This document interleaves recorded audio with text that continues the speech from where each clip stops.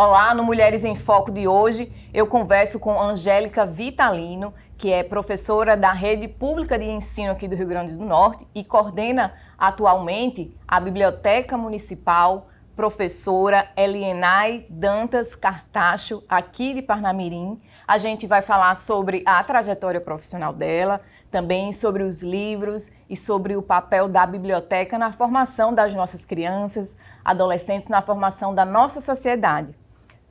Angélica, seja bem-vinda ao nosso programa Mulheres em Foco. Obrigada, agradeço o convite e parabenizo a Câmara. Uma iniciativa muito legal, né, de colocar foco, lançar luzes, né, num tempo em que tantas notícias negativas, né, pululam por aí, a gente contar boas histórias por aqui. Parabéns. Então, para começar a nossa conversa, vamos explicar para quem está em casa, vamos apresentar essa mulher tão importante para Parnamirim.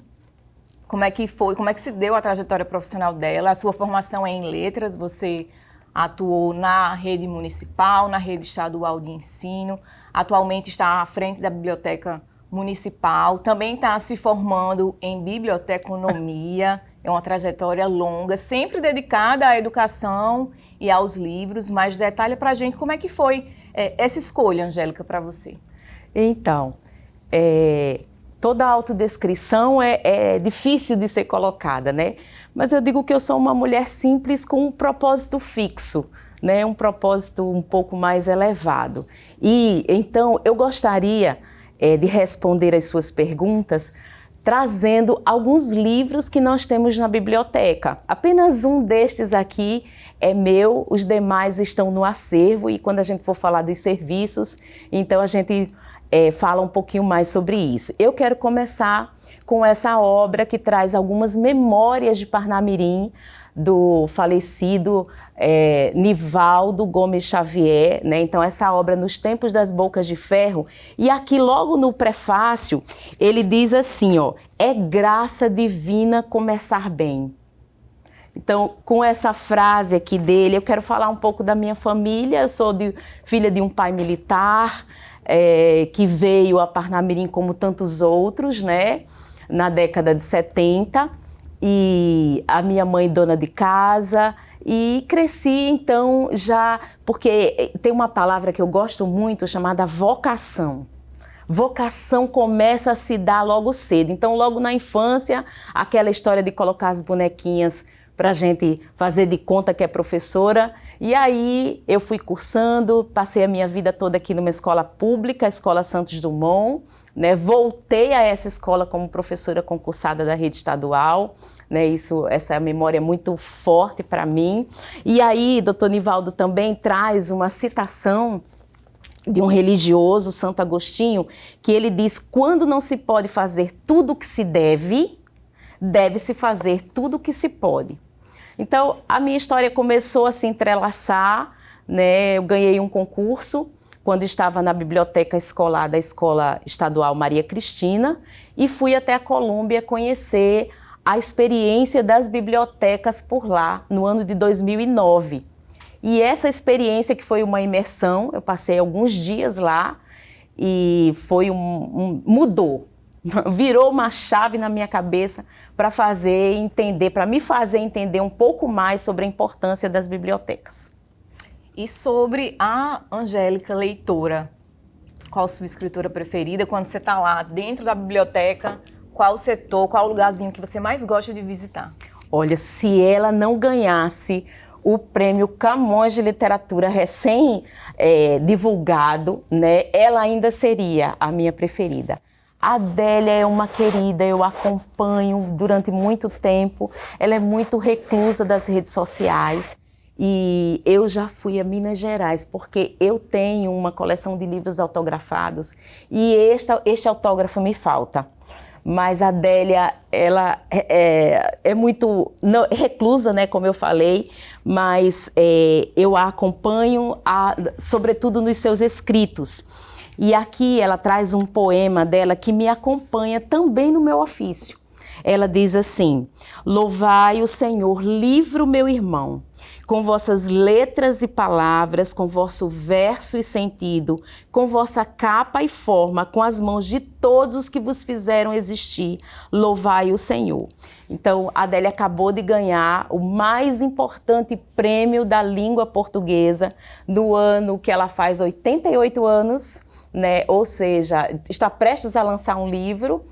E então tem a minha admiração, né? Dentre tantas outras e outros escritores que estão por aí. Então, lá na biblioteca, o seu lugarzinho preferido é a literatura?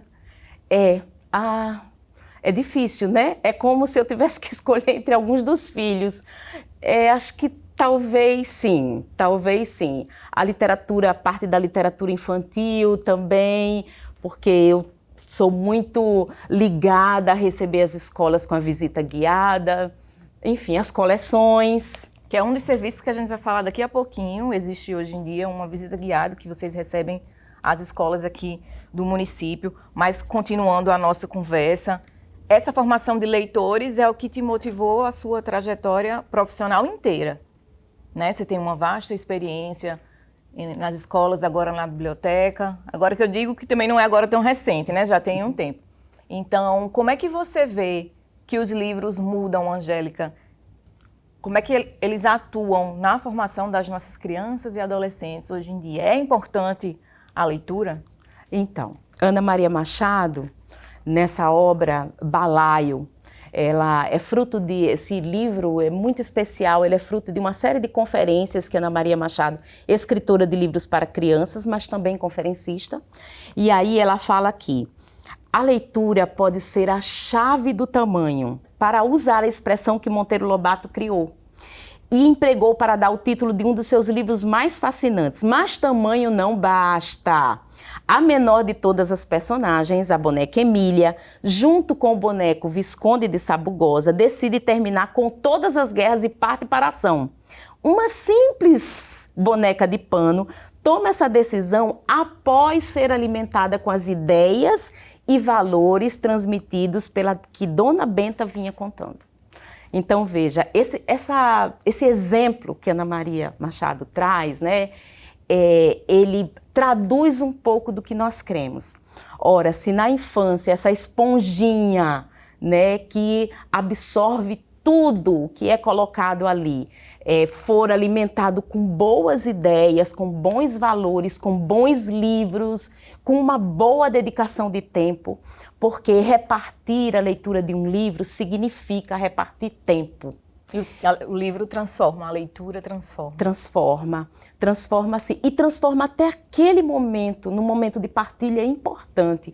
Ela mesma diz em uma outra obra, diz assim, as histórias que ela contava traduz que ela só podia gostar da gente. Alguma coisa assim nesse sentido. Então veja, só dedica tempo ao outro, só faz esse investimento de tempo quem de fato ama. Isso é muito importante a gente dizer num tempo em que os pixels têm roubado a nossa atenção. A gente não tem dado atenção devida às crianças, né? E também é mais fácil que as crianças fiquem com um aparelho, uma tela no lugar, porque aquilo entorpece e eles ficam muito tempo ali. Mas quando eu decido, e a gente sempre confunde leitura com prazer. Aliás, essa frase é muito comum, né? Ler é prazer, mas ler também é um trabalho de decodificação muito difícil.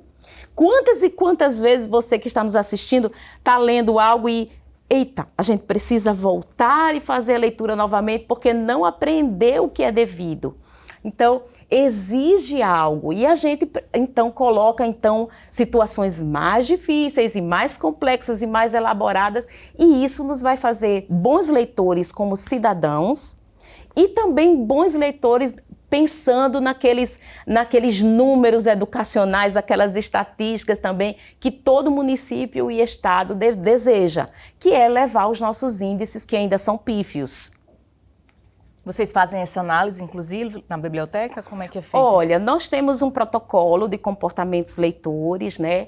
O Projeto Rio de Leitura, que nasceu dentro da biblioteca pública, ele trabalha com as bibliotecas escolares e então se aproxima um pouco mais das escolas. Angélica, você estava detalhando aqui a questão da literatura infantil, que a biblioteca ela tem um espaço especial para receber essas crianças, também tem um espaço especial dedicado ao cordel, também tem livros em braille. O que é que a gente tem mais de serviço disponível gratuitamente para a população? Então, eu aproveito para convidar todas as pessoas aqui que ainda não conhecem este equipamento. Trata-se do equipamento cultural mais antigo da cidade. Ele nasceu no ano de 1971, no governo do então prefeito Antenor Neves. Então veja a importância deste lugar. E aí, como você falou, nós temos um espaço infantil com livros para crianças, as estantes são da altura das crianças, nós temos baús, puffs multicoloridos à disposição. Temos a parte de literatura, que é a maior, né? Todos os livros das 10 áreas de biblioteconomia, nós temos um bibliotecário que faz esse serviço segundo a CDD, ou seja, uma catalogação universal. Quando vocês ou quem já foi à Europa, qualquer uma biblioteca organizada da parte do mundo vai ser organizada da mesma forma que a Biblioteca Municipal de Parnamirim. Olha que coisa interessante. E aí, religião, filosofia, ciências sociais, artes, enfim, todos esses livros estão disponíveis para empréstimo. Você, com um cadastro bem simples, um documento com foto e um comprovante de residência, você pode ficar com esse livro na sua casa por 15 dias, renovar por mais 15 dias nas nossas redes sociais, no nosso WhatsApp, então dá para fazer a leitura completa. Nós temos as coleções, como você falou, nós temos a coleção de cordéis importantes, históricos, temos uma coleção das obras de Sanderson Negreiros, que está logo ali é um bibliófilo potiguar, um dos maiores colecionadores de livros particulares, está logo ali na recepção da nossa biblioteca. Temos uma coleção de bíblias, são mais de 80 em línguas diferentes, de todos os continentes. Essa parte não serve a empréstimo, mas serve à contemplação dos olhos. Então as pessoas podem apreciar, né? Lá perto tem, eu sempre na visita guiada, que eu já vou falar sobre, nós temos um globo para mostrar às crianças que há pessoas que escrevem assim, há pessoas que escrevem de uma outra forma, há pessoas que escrevem assim, e elas então podem ampliar o seu olhar e entender que há outros lugares, além de Parnamirim, pessoas que se vestem diferente, pessoas que não se vestem, e tá tudo bem, né? E a visita guiada que nós fazemos com as escolas, né, sejam elas públicas ou não, durante 40 minutos nós contamos a história do livro, a história da biblioteca, o que faz um bibliotecário, e mostramos também uma parte do acervo. Muito interessante. Acho que eu vou lá participar dessa visita guiada para conhecer, porque eu também não conheço, levar a equipe aqui também para conhecer, para fazer o empréstimo de um livro. Angélica, então, seguindo aqui com a nossa conversa, além de tudo, são mais de 12 mil livros, né, que estão disponíveis. Quais são as ações que a biblioteca realiza? Eu sei que constantemente, todas as semanas, vocês realizam uma ação diferente para trazer o público justamente mais para perto. Isso. Infelizmente, estamos inseridos em um país que não é leitor. Então, nós fisgamos, existe aquele leitor já de fato, que tem um lugar então para se consolidar como leitor, e tem aquele que nós precisamos então ir à cata dele. Nós já levamos Pernas de Pau, atividades circenses, já levamos um coral de música sacra, né, por mais de uma vez, levamos grupos de música popular à biblioteca. Então, a visita guiada, como eu falei, o empréstimo de livros. Também dispomos de um espaço que Parnamirim se ressentia antes, que é um espaço para lançamento de livros, para grupos de leitores, e temos acesso à internet gratuita também para aqueles que desejam acessar, e dentre outros serviços. As pessoas podem acompanhar toda a programação no Instagram da biblioteca, você pode deixar aqui disponível para a gente. Isso, @Biblioteca de Parnamirim, abrimos todos os dias às 7h30, fechamos às 17h, a gente não fecha para o almoço, para quem quer usar então o seu horário, né, de folga para ler um bom livro ou para estar num lugar aprazível, agradável, com mobiliário atraente, né, são mais de 700 metros quadrados a seu dispor. E essa obra, Biblioteca Eis a Questão, de Lúcia Helena Maroto, fala do espaço do castigo ao centro do fazer educativo, do espaço do castigo ao centro do fazer educativo. Ela traz uma citação que me lembra muito o objetivo que intentamos com a biblioteca. Ela diz assim: tendo percebido que não se trata apenas de um lugar, a biblioteca é uma ação que acontece por causa desse espaço. Ela, móvel, derrubará paredes e acontecerá onde for possível contar e ouvir uma história, ver um filme, assistir uma peça teatral, perguntar sobre uma planta, descobrir um segredo, ouvir um canto, sussurrar sobre um sonho, um espaço cativante, convidativo e atraente. Exatamente esse é o nosso propósito. Angélica, Elienay Dantas Cartacho, que é o nome da biblioteca, ela foi uma mulher muito importante, uma professora muito importante para Parnamirim, para o Rio Grande do Norte. Ela foi também vice-prefeita, foi vereadora aqui da Câmara de Parnamirim. E ela é a autora, a propositora de uma lei de 2011, que é uma lei que incentiva, né, que promove a literatura. Vocês se conheceram? Conta pra gente detalhes, por que essa mulher é tão importante para a leitura, para a biblioteca, para a cidade de Parnamirim. Eu conheci a Elienay, a família é bem tradicional aqui na cidade, né? Conheci através do seu irmão, Rubens Cartacho, e depois nos aproximamos um pouco, né? E o trecho que eu queria ler aqui sobre a Elienay é de uma das nossas bíblias que estão lá, né? Como eu falei, na exposição. Essa é belíssima, né? E então eu trouxe na língua mais falada em todo mundo, a língua inglesa, mas nós temos as línguas árabes, dialetos africanos, indígenas, brasileiros, enfim. E essa foi a frase que a família escolheu para colocar lá na placa de inauguração que está na nossa biblioteca. E em português diz assim: o que arquiteta planos nobres, e o nobre é aquele que faz planos nobres, e nesses planos ele permanece. Então, esse escritor aqui é Isaías 32, verso 8, que era também um estadista, assim como Elienay foi, né, participou dessa casa. E no original, a palavra em hebraico fala sobre aquela pessoa que tem espírito generoso. Aquela pessoa, o nobre, é aquele de espírito público, que vê além do seu próprio umbigo e que faz contraste aqui no próprio capítulo com o nécio, com o insensato. Então, Elienay, realmente, quando propôs a Lei 1563 de 2011, né, eu estava bem próxima, acompanhando, inclusive vim aqui acompanhar a votação, né, na Câmara, foi votado com unanimidade. É uma lei, né, que Parnamirim tem, né, então era algo de vanguarda, né, que então fala sobre a leitura literária nas escolas, né. Nós já tínhamos uma lei federal, né, que diz que toda escola tem que ter uma biblioteca, né, é lugar cativo. Um diretor não pode pensar assim, vamos transformar isso aqui numa sala de karatê. Os esportes têm a sua importância, mas a biblioteca é um lugar que precisa ter lugar cativo. E nós tínhamos uma lei estadual que diz que essa biblioteca precisa ser lugar de ofício do professor. Então, a nossa lei vem e diz que esse professor precisa ser um leitor, traça o perfil desse professor, que então fica na biblioteca escolar. E o que é que ele faz? Ele cria uma comunidade de leitores. Então, foi muito importante a história dela, né, em Parnamirim, junto à história do livro e da leitura. Vamos falar agora de um projeto muito importante para você, para a cidade, que é o projeto Parnamirim, um rio que flui para um mar de leitura.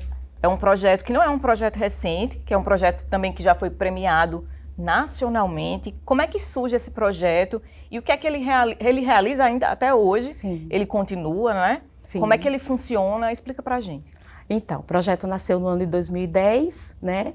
Logo depois da minha vinda da Colômbia para o Brasil, e tem esse nome que a escritora Potiguar, Salizete Freire, em memória, ela diz: Angélica, isso não é nome de projeto, isso é um verso. Aí a gente então abreviou e ficou chamando Rio de Leitura, mas tem relação com a etimologia do nome da nossa cidade, Parnamirim, que significa Rio Pequeno Veloz. E aí eu trago um poeminha de Mário Quintana nessa obra tão linda dele, Baú de Espantos. Olha que título mais convidativo, Baú de Espantos. E ele diz aqui, nos últimos versos do seu poema, Deixa-me seguir para o mar. Ele diz: toda tristeza dos rios é não poderem parar.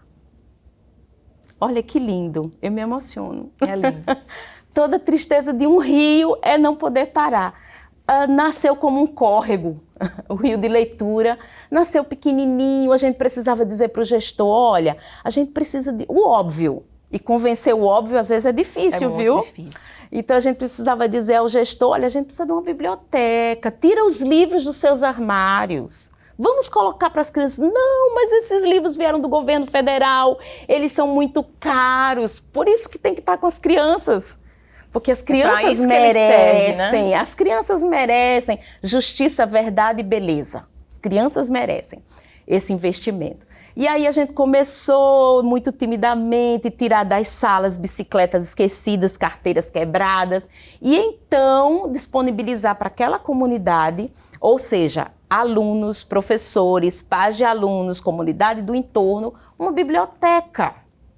E aí, com essas ações, com esse perfil do mediador, então nós começamos. O Instituto Natura nos premiou com o título de Município Leitor. Depois ganhamos um prêmio de uma fundação importantíssima, que hoje eu tenho o orgulho de fazer parte, a Fundação Nacional do Livro Infanto Juvenil, a Finilige, né, uma organização também de décadas, nos premiou, né, e fomos até chegarmos o prêmio do Instituto ProLivro como o melhor projeto do país.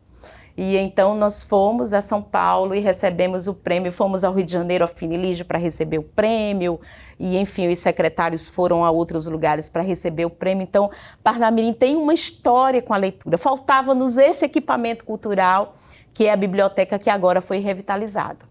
Inclusive, vocês receberam um prêmio das mãos de uma pessoa muito importante para a nossa literatura, né? É, o Maurício de Souza, né? Acho que o último... Quadrinista. Quadrinista, cartunista, maravilhoso, né? Quem não leu A Turma da Mônica, né? Figura reconhecida, inclusive fora do país. E como é que foi estar lá recebendo esse prêmio? Olha... Você sabe que uma pessoa lá antes da premiação, foi muito interessante, foi muito emocionante, porque nós fomos sabendo que éramos os 10 melhores do Brasil, mas o nome do projeto só foi dito lá na hora.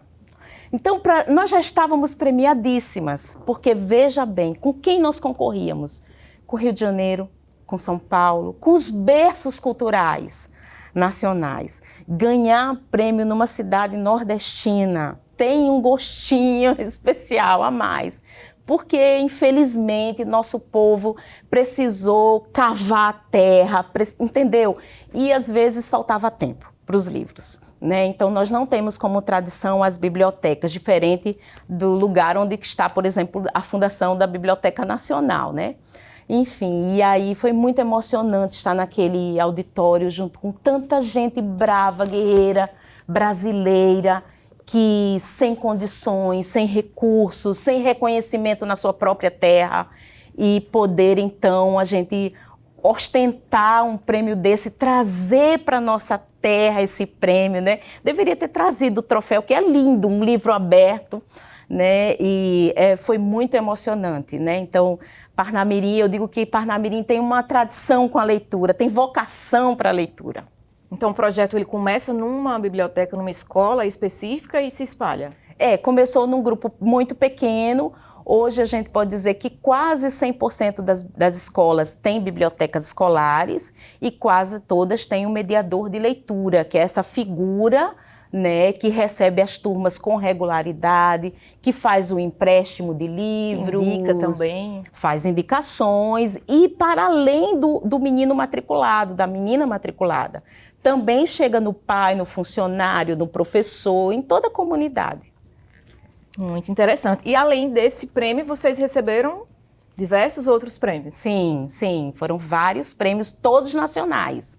Todos concorrendo com várias, por exemplo, da Finilige foram mais de 300 inscritos.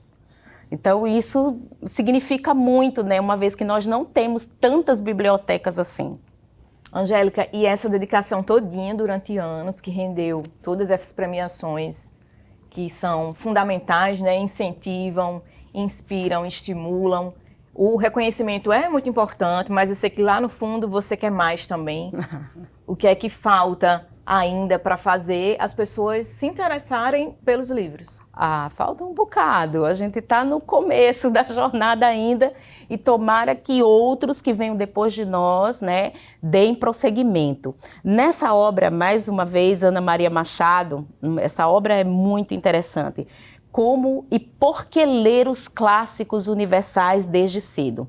Ela fala sobre os livros de aventura, sobre, enfim, vários tipos de livros, e ela traz uma citação de Borges, que é um grande nome, né, da literatura, Jorge Luiz Borges, e que ele diz assim: pegar um livro e abri-lo guarda a possibilidade do fator estético. O que são as palavras dormindo num livro? O que são esses símbolos mortos? Nada. Absolutamente. O que é um livro se não abrimos? Simplesmente um cubo de papel, às vezes com couro, com folhas, mas se o lemos, acontece algo especial. Creio que muda a cada vez. Então, nós ainda temos muitos livros fechados por lá, né? Precisamos, então, trazer as pessoas para a biblioteca, né? Fazê-las ir à procura da biblioteca para além de um acesso a um computador. Essa pesquisa, Retratos da Leitura no Brasil, que é uma das pesquisas mais completas feitas, inclusive pelo IPL, o Instituto ProLivro, né? É organizado pelo Galeno Amorim. Elas trazem estatísticas assim muito pessimistas às vezes, né? As pessoas leem muito pouco. Quando leem um único tipo de livro, não conseguem abrir-se a possibilidades, não frequentam livrarias, acham o livro muito caro, mas tem o smartphone da última geração, não tem por hábito construir uma biblioteca pequena que seja na sua casa, com seus livros preferidos. Então a gente precisa mudar hábitos, e mudar hábitos não é fácil, né? Não é algo fácil, precisa de perseverança, precisa de consistência, precisa de técnica, a gente precisa conhecer sobre o que está falando, né? Enfim, então nós estamos no comecinho ainda. Há muito que se fazer. Para o segundo semestre desse ano, você já tem alguma programação? O que é que vocês planejam realizar? Nós temos um ciclo de formação para professores, mas é aberto às pessoas, né? Nós vamos fazer um curso virtual com o professor Dr. Adriano Gomes, né, da UFRN, que gentil e generosamente está ofertando esse curso para a gente. E seguimos com nossas visitas guiadas, com as propostas, enfim. Nessa obra Literatura em Perigo, de Todorov, ele diz que, por que eu leio literatura? Porque ela me ajuda a viver. Então, é necessário, né, que as pessoas cheguem, eu digo assim, se a gente cumprir essa missão de fazer as pessoas chegarem lá, né, e tem uma coisa muito interessante, quando a gente reabriu naquele espaço tão lindo que temos hoje, as pessoas batiam a porta e perguntavam assim: quanto paga para entrar? Essa pergunta me doía muito. Imagino. Porque nós roubamos durante tanto tempo esse prazer das pessoas entrarem na biblioteca, né? A cidade usurpou isso durante tanto tempo que hoje as pessoas é como se elas não achassem merecedoras de estarem ali naquele lugar. E às vezes vê tão bonito, tão bem feito, tão novinho que não quer, não é pra sabe mim, se pode pegar. Não é para mim, não sabe ela que mantém com seus impostos aquele lugar, né? E eu digo mais, nós ainda não fizemos o dever de casa.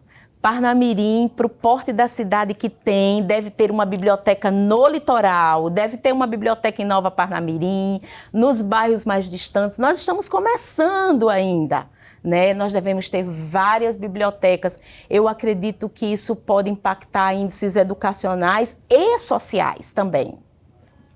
Angélica, e como é que faz com essa estrutura todinha? Vocês poderiam, imagina, se vocês querem receber mais gente, mais crianças, mais adolescentes, adultos, idosos. Eu sei que lá na biblioteca existem jogos também que vocês estimulam que as pessoas usem, entrem, né, no espaço, não só pegue o livro e leve como empréstimo para casa, mas que também aproveitem o espaço lá dentro, seja jogando, confraternizando, né, que o espaço seja abraçado pela sociedade. Sim, a nossa equipe está de braços abertos, corações abertos, mentes abertas para receber qualquer munícipe, pessoas de fora. Temos recebido muitos turistas também, gente que está passando aqui, vê lá no Google e vai nos visitar. Então, nós estamos abertos para receber pessoas. Se você quiser, não sou leitor, não gosto de livro, vai, experimenta.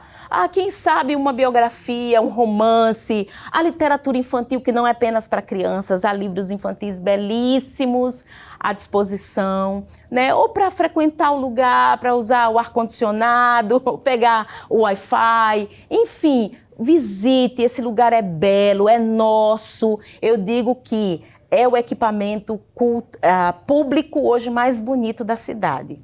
É o mais bonito da cidade. Merece ser visitado. Então, merece sim, merece passar umas horas por lá. Tem gente que passa um bocado de tempo. Vocês funcionam todos os dias, de segunda a sexta-feira? Isso. Das 7 horas da manhã? Das 7h30 às 17 horas, não fechamos para o almoço.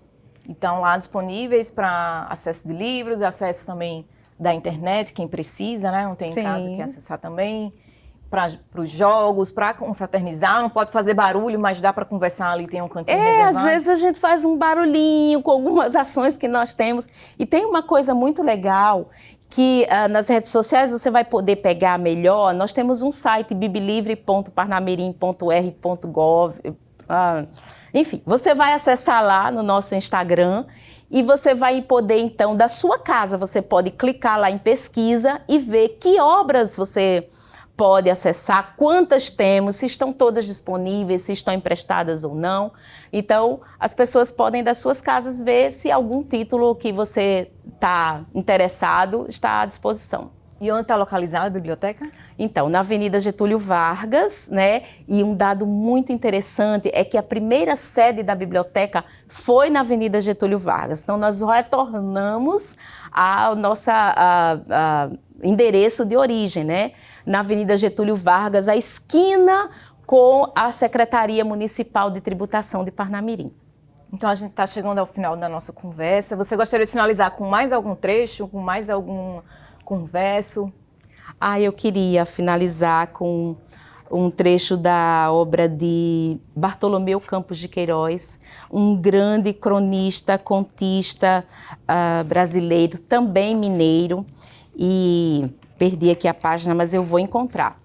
E eu tenho uma história com Bartolomeu muito interessante. Eu conhecia, né, os seus escritos e numa das feiras, acho que na Bienal do Livro, não sei, ele estava sentado assim numa escadaria e eu, meu Deus, será que é ele? E era ele, e eu saí à cata de um livro para que ele pudesse então autografar para mim. E ele diz assim, e eu termino com esse trecho agradecendo o convite, né? Gosto muito de falar sobre este assunto, né? É algo que me enche a alma, né? A minha formação em letras, literatura, não deu conta da minha formação como leitora. Eu precisava estar na biblioteca durante todos esses anos e ainda estou me constituindo como leitora, porque essa constituição, ela vai... E a leitura vai se transformando, né? Em determinada época da vida você gosta mais de ler um determinado tipo de livro, aí depois migra, depois volta e assim vai. E os livros clássicos que a gente lê uma vez e volta nele e já descobre outras coisas, porque o clássico é exatamente isso, é um livro que não termina de dizer o que ele se propõe a falar, né? Então, mas Bartolomeu Campos de Queiroz, nessa obra, né, Contos e Poemas para Ler na Escola, é um dos meus escritores também preferidos, né? E aí eu quero então concluir, né, com muita gratidão, né, parabenizar o espaço, né, a acolhida de vocês, desde a primeira ligação, né, todos os contatos, e concluir então com um trechinho de um pouco de uma obra que traduz a minha experiência como professora e de tantos outros professores que porventura possam estar nos assistindo, ou até de mães, né, que se colocam como professoras muitas vezes, porque tem que ser assim, né? E o título é Uma Definitiva Presença. E diz assim: ela entrava na escola abraçando os nossos cadernos e a sala ficava com cheiro de roupa lavada. Tudo limpo como água de mina e o mundo ficava mudo para escutá-la. Ao abraçar os cadernos, era como se a professora me apertasse sobre o seu coração, perdoando com antecedência os meus erros e acertos. É que Dona Maria Campos levava nossas composições, ditados, cópias para corrigir em casa. E eu morria de inveja do meu caderno, porque ela sabia onde a professora morava. Seu lápis, metade azul, metade vermelho, bordava em nossos cadernos as notas que iam de 0 a 10 e sempre trazia uma observação. Muito bom, parabéns, mas atenção, é preciso estudar mais. Eu recebia meu caderno com o coração descontrolado. Parecia que uma borboleta tinha vindo morar no meu peito. Tinha medo de não corresponder aos seus ensinamentos. E como Dona Maria Campos sabia? Para tudo ela tinha uma resposta, ou até outra pergunta na ponta da língua. Dava aulas como se estivesse recitando uma poesia feita de água, terra ou nuvem. Eu achava a minha professora mais bonita que os meus poemas. Lindo, muito bom.